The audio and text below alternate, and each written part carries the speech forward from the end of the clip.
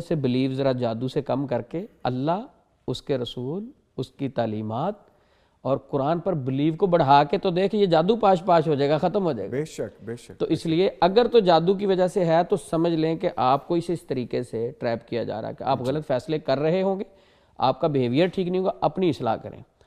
अच्छा, दूसरी बात, एक बंदा उस पर जादू नहीं है, किसी ने नहीं करवाया, नज़र बद नहीं लगी, शयातीन उसके पास नहीं है, ये कन्फर्म है, क्या फिर उसको लॉस नहीं हो सकता? हो सकता है, उसके और गलत फैसले भी हो सकते हैं। अच्छा, जादू सिर्फ वही है जो हासिल करवाता है?